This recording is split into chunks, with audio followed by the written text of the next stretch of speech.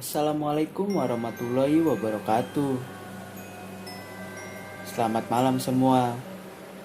Apa kabar kalian hari ini? Saya harap kabar kalian baik-baik saja ya.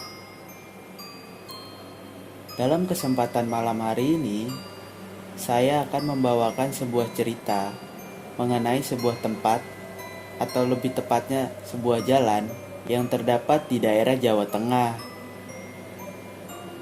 Nama tempat tersebut adalah Alas Roban. Alas Roban mungkin terdengar seperti tempat biasa bagi kebanyakan orang. Tapi, bagi masyarakat Jawa Tengah, daerah ini punya kesan tersendiri. Iya, Alas Roban bisa dikatakan sebagai salah satu tempat paling angker di Pulau Jawa. Alas Roban sendiri adalah nama dari sebuah hutan yang di dalamnya dibuat semacam jalan untuk menghubungkan kota-kota di Jawa Tengah dan provinsi. Jalanan itu sendiri sudah dibuat lama sekali, kurang lebih ketika Belanda belum lama menjajah Jawa. Nah, tak hanya cerita mistis di hutan Alas Roban, jalanan yang membentang di antara hutan Alas Roban ini juga kental dengan cerita-cerita mengerikan yang mungkin bisa membuat seseorang trauma untuk melewatinya. Dulunya, jalan Alas Roban ini dibangun sejak abad ke-18 oleh para pribumi. Untuk membangun jalanan ini memang usahanya luar biasa, karena harus membelah gunung, membabati sebagian hutan, dan membuat jalanannya tersebut. Nah, yang lebih mengerikannya lagi, jalan ini dibangun oleh para pelaku kerja paksa. Ya, orang-orang pribumi dengan jumlah ribuan dipaksa untuk membuat jalan sepanjang itu. Alhasil, banyak dari mereka yang meninggal karena terlalu lelah atau karena perilaku buruk dari Belanda. Mayat-mayat para pekerja biasanya dibuang begitu saja di tepi-tepi jalan. Makanya, kemudian di tempat ini sering muncul suara-suara atau mungkin penampakan yang mengerikan dari sosok mereka.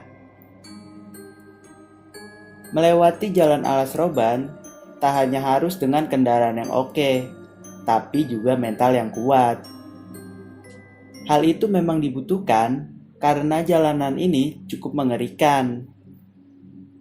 Jalanan ini berkelok-kelok dan di beberapa titik cukup curam. Soal mental, jelas hal ini dibutuhkan karena apa yang terjadi di perjalanan nanti kita tidak pernah tahu. Sudah sangat lazim kalau banyak orang yang diganggu ketika melewati jalanan ini. Entah oleh penampakan yang mengerikan, makhluk gaib yang menumpang kendaraan, sampai disesatkan oleh makhluk penghuni Alas Roban tersebut. Di beberapa spot, jalanan Alas Roban ini sangat gelap, dan biasanya sering terjadi kejadian gaib tersebut. Nah, dari kengerian itu semua, terdapat satu cerita yang dialami oleh seseorang yang tak jauh keberadaannya dari saya. Dia adalah paman saya yang dulu merantau ke Jawa Barat, sehingga sering bolak-balik ke rumahnya yang ada di kota Semarang. Saat itu, saya dan paman saya sedang makan di warung pecel lele favorit keluarga kami di kota Semarang. Kami berdua cerita ngalor ngidul hingga akhirnya pamanku cerita soal pengalaman mengerikannya semasa muda dulu. Oh iya, sebelum masuk ke dalam cerita, nama paman saya disamarkan ya. Oke, kita masuk ke ceritanya. Perkenalkan, namaku Agus. Ini adalah ceritaku saat melewati Alas Roban di tahun 2000-an. Aku hendak pulang ke rumah yang ada di kota Semarang.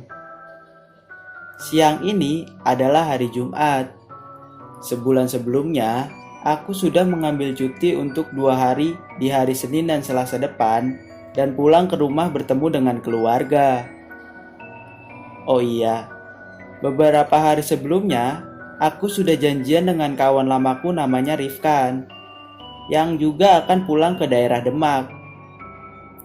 Jadi, kami akan pulang bersama dengan mobilku dari tempat kami berada. Pulang kerja, aku langsung bergegas mandi dan bersiap langsung mulai perjalanan. Sore itu terasa sangat damai dengan udaranya. Suara anak-anak kecil di pelataran rumah dekat kontrakan pun terdengar sangat ramai.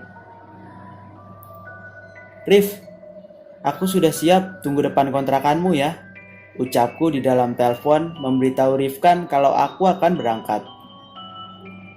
Kontrakan Rifkan ini agak jauh, namun kebetulan searah dengan arah jalan pulang yang akan kami lewati. Saat hampir sampai, aku lihat Rifkan sudah menunggu di depan kontrakannya. "Ayo," seruku kepada Rifkan sambil membuka kaca mobil. Rifkan langsung memasukkan tas punggungnya di kursi tengah dan dia duduk di kursi depan menemaniku. Dari kontrakan Rifkan, jam sudah menunjukkan pukul 5 sore. Di tahun tersebut, jalan tol belum ada seperti sekarang. Jadi, satu-satunya jalan bagi pengendara di jalur utara ya jalur Pantura ini. Dan jalanan alas roban masih melewati bukit dan jalanannya berkelok-kelok curam, yang sekarang dikenal dengan jalan alas roban lama. "Doa dulu Gus," ucap Rifkan. Masing-masing dari kami berdoa dalam hati. Jalanan sore ini terlihat padat, tapi padatnya wajar, tidak sepadat jalanan seperti sekarang. Singkat cerita, kami berdua tiba di Brebes hampir jam 10 malam, karena kami berhenti sholat dan makan sebentar saat sampai di Indramayu. Brebes, Tegal, Pemalang, sudah kami lewati, dan akhirnya kami tiba di Pekalongan sesaat sebelum sampai di Alas Roban. Kala itu, tidak ada sama sekali pikiranku memikirkan hal-hal yang aneh. Karena sudah beberapa kali aku pulang menuju Semarang dan bertemu malam hari. Jalanan Alas Roban sepi saat kami sampai di area Alas Roban. Ditandai dengan jalanan yang makin lama makin gelap karena minimnya penerangan dan kanan kiri jalan yang banyak ditumbuhi pohon-pohon besar. Sesekali aku menemui bus-bus antar provinsi yang memang melintas saat malam hari. Tiba-tiba, saat di perjalanan, terdengar dua kali ada sesuatu yang jatuh di atas mobilku. "Apa itu Gus?" tanya Rifkan. Aku yang mendengar langsung menepi dan melihat atas mobil. Dengan keadaan mobil yang masih menyala, aku dan Rifkan melihat bagian atas mobil. "Tidak ada apa-apa Rif," ucapku. Tapi saat aku perhatikan lagi, ada bekas lecet sedikit di atas mobilku. "Coba cari lagi Rif, di sekitar mobil kalau ada apa-apa," imbuhku kepada Rifkan. Cukup lama kami mencari dan memperhatikan, tapi kami tidak menemukan apa-apa. "Masuk mobil lagi Rif, kita jalan lagi aja," ajakku. Belum lama jalan, tepat setelah tanjakan, tiba-tiba aku dikagetkan lagi dengan suara benturan di depan mobil seperti habis menabrak. "Kamu di dalam aja, aku yang turun," ucap Rifkan. Tak lama Rifkan masuk. "Ban depanmu kempes Gus," imbuh Rifkan. "Waduh, mana jam 1:30 gini mana ada tambal ban. Aku gak ada ban serep juga," ucapku. Aku dan Rifkan keluar dari mobil melihat keadaan. Jalanan benar-benar sepi dan gelap. Dengan pepohonan tinggi di kanan kiri jalan. Tidak nampak ada kendaraan lewat satupun saat itu. Aku dan Rifkan jalan kaki pelan-pelan ke arah depan. Dari kejauhan, nampak cahaya remang-remang di kiri jalan. Itu apa, Rif? Kayaknya tambal ban. Coba kita ke sana, ajakku. Kami berjalan dulu ke sana memastikan. Setelah dekat dan memastikan benar-benar itu tambal ban, aku langsung kembali ke mobil dan membawanya ke dekat tambal ban di sana. Mana Rif orangnya? Tanyaku. Gak tahu. Dari tadi aku panggil-panggil gak ada sautan, jawab Rifkan.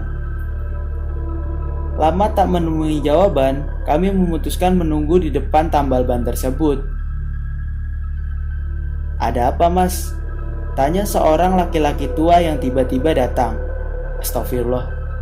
Rifkan kaget dengan kedatangan laki-laki tersebut yang tiba-tiba. Ini Pak, ban saya bocor. Hendak nambal ban di sini apakah bisa? Tanyaku. Oh, bisa. Silahkan duduk di sini, Mas. Imbuh lelaki tua tersebut. Kami berdua tidak menaruh curiga sejauh ini. Hingga akhirnya, aku mencium bau menyan di sekitar tempat tambal ban ini. Kamu mencium baunya enggak? Tanyaku kepada Rifkan. Iya, Gus, jawab Rifkan dengan mulai memperhatikan setiap sudut tempat tambal ban ini. Dalam hati, aku ingin lekas pergi dari sini. Tapi apa boleh buat, mobilku belum selesai ditambal. Dari kejauhan di seberang jalan, Agus melihat ada warung yang masih buka. Ke warung sana aja, Gus. Nunggu sambil ngopi di sana, ajak Rifkan. Aku hanya mengiyakan dan kami berdua berjalan ke arah warung tersebut. Aku dan Rifkan sedikit berjalan dan menyeberang jalan. Di sini aku melihat ada satu truk lewat pelan-pelan. Supirnya hanya melihat keberadaan kami dengan raut wajah heran. Setelah kami jalan lagi ke arah warung tersebut, warungnya khas seperti warung pedesaan dengan bangunannya yang dibuat dari anyaman bambu dan beberapa bambu yang menopangnya. Sesampainya di sana, nampak segerombolan anak kecil main di samping warung tersebut. Kok ada anak-anak main jam segini? Tanyaku dalam hati. Pikirku juga pasti Rifkan juga melihat keadaan ini. Tanpa memikirkannya begitu lama, aku dan Rifkan masuk ke warung tersebut. Nampak wanita yang belum begitu tua mengenakan daster berdiri tersenyum melihat kedatangan kami berdua. Mau pesan apa, Mas? Tanya ibu-ibu penjual warung tersebut. Kopi panas 2, Bu, jawabku. Tak lama kopi datang. Aku dan Rifkan mengobrol mencairkan suasana. Rif, ngerasa ada yang aneh nggak? Kok ada ya anak-anak main jam segini? Tanyaku ke Rifkan. Anak-anak di mana? Tanya Rifkan. Lah itu di samping warung. Ini suaranya kedengeran juga kok. Masa kamu nggak tahu? Ucapku. Tanpa menjawab, Rifkan yang mendengarkanku langsung keluar melihat samping warung. Mana? Gak ada apa-apa, jangan aku takutin, Gus, imbuh Rifkan. Situasi mulai tegang. Ibu-ibu penjual warung tiba-tiba hilang entah kemana. Aku dan Rifkan memutuskan untuk bergegas kembali ke mobil. Bu, permisi. Ini sudah, Bu. Bu, permisi. Ini sudah, Bu. Berkali-kali aku memanggil, tapi tidak ada jawaban.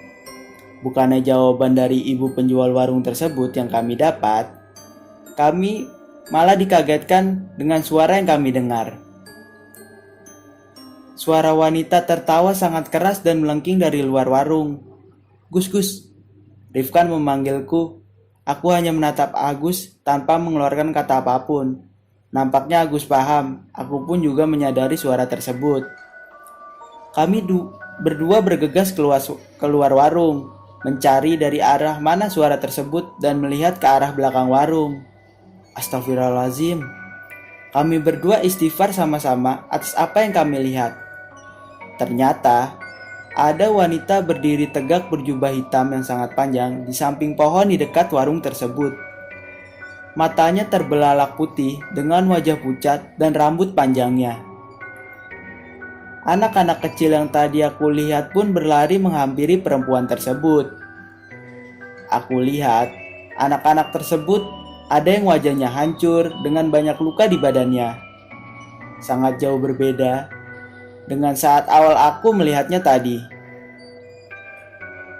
Kulihat wanita itu tertawa lagi yang membuat telingaku semakin sakit. "Ayo Gus, balik lagi ke mobil cepat," ajak Rifkan. Saat lari ke mobil, lagi-lagi kami berdua dikagetkan. Tambal ban yang kami hampiri tadi sekarang sudah tidak ada, entah hilang kemana.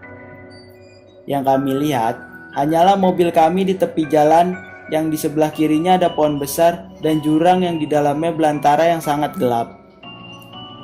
Aku gak peduli banku masih kempes, kami berdua bergegas masuk ke dalam mobil. "Gus, banmu Gus?" tanya Rifkan. "Udah Gus, yang penting kita lekas keluar dari sini," jawabku. Suara perempuan tadi masih sangat jelas menemani kami berdua. Aku berusaha menghidupkan mobil, lagi-lagi sial dan aneh, tiba-tiba mobilku sulit dihidupkan. "Kenapa Gus?" tanya Rifkan. "Tiba-tiba susah dihidupkan mobilku," jawabku. Salawatin dulu Gus," imbu Rifkan dengan wajah tegang tapi berusaha berpikir tenang. Allahumma sholli ala Muhammad. Aku mengucapkan 3 kali, lalu aku memutar kunci lagi. "Hidup Rif," ucapku. Mungkin ini keajaiban dari setelah untayan salawat yang kubaca. Sehidupnya mobil, aku bergegas menginjak gas dan cepat pergi dari tempat aneh ini. Namun nasib baik belum juga menghampiri kami. Belum lama jalan, tiba-tiba ada sesuatu yang jatuh dari atas mobil. "Udah, gak usah digagas, lanjut aja," seru Rifkan. "Ini jam berapa sih Gus? Aneh banget gak ada kendaraan lewat," tanya Rifkan. "Jam 3 Rif," jawabku. Memang aneh, kenapa tidak ada kendaraan sama sekali? Normalnya, di jam segini masih ada kendaraan besar yang melintas walau tak banyak. Tapi, pikiranku gak mau memikirkan itu. Aku hanya fokus agar cepat keluar dari alas roban ini. Gus, hati-hati!" teriak Agus dibarengi denganku yang melihat wanita berjubah hitam yang kami temui tadi melintas di depan mobil kami. Aku yang spontan langsung banting setir dan menginjak rem mendadak. Tiba-tiba terdengar suara klakson di telinga kami. Aneh bin ajaib. Saat berhenti, mobilku berhadapan langsung dengan truk muatan barang. Gus, minggir dulu," ajak Rifkan. "Rif, wanita tadi mengikuti kita. Tadi nyebrang jalan, kamu lihat kan?" tanyaku. "Iya Gus, aku melihatnya. Dia tidak membiarkan kita pergi," ucapnya. Sesaat, terdengar ada yang mengetok kaca mobilku. Dari dalam terlihat bapak-bapak berboncengan dengan ibu-ibu yang nampaknya suami istri. Aku buka kaca mobilku. "Kalian tidak kenapa-napa Mas?" tanya bapak tersebut. "Gak apa-apa Pak, kami terkejut barusan ada wanita nyebrang," jawabku. "Walah, hati-hati Mas, di sini rawan. Ayo ikuti Bapak aja dari belakang. Mampir ke rumah Bapak setelah alas roban sini. Nama saya Bapak Rahmat, ini istri saya," ucap bapak-bapak tersebut. Singkat cerita, aku mengikuti Pak Rahmat dari belakang. Di setiap tikungan, aku lihat Pak Rahmat tampak membunyikan klakson motornya. Kami tiba di rumah Pak Rahmat sesaat sebelum azan berkumandang. Bu Rahmat tampak langsung ke belakang rumah dan kembali dengan nampan yang berisikan teh hangat 2 gelas. "Diminum dulu Mas," ucap Bu Rahmat. Terdengar suara azan berkumandang di luar. "Ayo sholat subuh dulu Mas." Pak Rahmat mengajak kami sholat berjamaah di masjid yang jaraknya tidak terlalu jauh dari rumahnya. Setelah sholat, kami kembali duduk di ruangan tamu rumah Pak Rahmat. Perlahan, Pak Rahmat menanyakan kepada kami, "Mas-masnya sebenarnya mau kemana? Namanya siapa?" Tanya Pak Rahmat. "Nama saya Agus, Pak. Ini teman saya Rifkan," jawabku. "Saya mau ke Semarang, perjalanan pulang dari perantauan," imbuhku. "Masnya tadi ada kejadian apa sampai hampir kecelakaan tadi?" tanya Pak Rahmat. Aku menceritakan semua hal yang kami temui sejak ban mobilku bocor, warung, dan diikuti wanita berjubah hitam tadi. "Mas, di Jalan Alas Roban ini tidak ada warung apa-apa, apalagi tambal ban. Di sana hanya ada hutan, Mas," jawab Pak Rahmat. "Tapi tadi kami menemui itu semua, Pak," imbu Rifkan. "Benar, Mas. Tapi Bapak sebagai warga yang tinggal tak jauh dari Alas Roban sangat hafal daerah sini. Tidak ada warung yang berdiri di sana," jawab Pak Rahmat. "Di sana memang sering ada kejadian semacam itu. Belum lama ada kecelakaan mobil, satu keluarga meninggal di sana dan masih banyak lagi pengalaman pengendara yang diganggu sudah sejak lama," imbu Pak Rahmat. Aku dan Rifkan hanya menelan ludah sambil menenggak teh hangat yang dibuatkan Bu Rahmat tadi. "Mending Mas sekarang istirahat dulu di sini. Nanti siang atau sore baru lanjut perjalanan," pangkas Pak Rahmat melihat keadaan kami. "Gimana, Rif?" tanyaku kepada Rifkan. "Terserahmu aja, Gus," jawabnya. "Ya udah, kita di sini dulu sampai siangan nanti. Keadaan kita syok dan lelah sepertinya," ajakku dan Rifkan hanya menurut. Kami ditunjukkan ke kamar anaknya Pak Rahmat yang kosong karena sekarang kerjanya merantau di Jakarta. Kami tidur melepas lelah di sana. Siangnya, kami bangun dan bersiap melanjutkan perjalanan yang sudah tidak jauh lagi. "Mas," panggil Pak Rahmat pada kami. "Mas, monggo makan dulu sebelum jalan," ajak Pak Rahmat. "Waduh Pak, gak usah repot-repot begini," jawab Agus. Siang itu kami makan bersama dengan Bapak Rahmat dan istrinya. Beliau benar-benar baik kepada kami berdua. Sehabisnya, kami pamit dan keluar menuju mobil. Gus, ban mobilmu masih utuh begini, gak ada yang bocor," ucap Rifkan. Aku langsung melihat ban mobilku dan ternyata benar. Ban mobilku masih normal dan tidak ada apa-apa.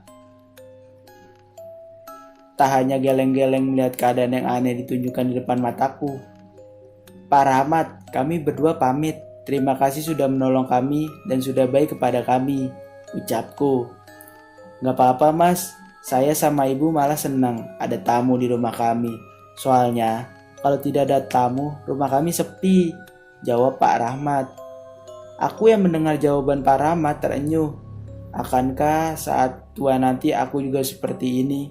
Pikirku saat setelah mendengar ucapan Pak Rahmat. Kami berdua melanjutkan perjalanan.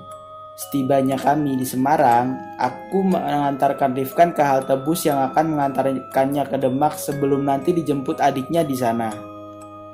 Setelahnya, aku pulang ke rumah dengan oleh-oleh pengalaman yang tidak akan bisa terlupakan. Dan Pak Rahmat yang hingga sekarang kami anggap seperti keluarga. Sekian cerita dari saya. Saya harap kalian terhibur. Selamat malam. Wassalamualaikum warahmatullahi wabarakatuh.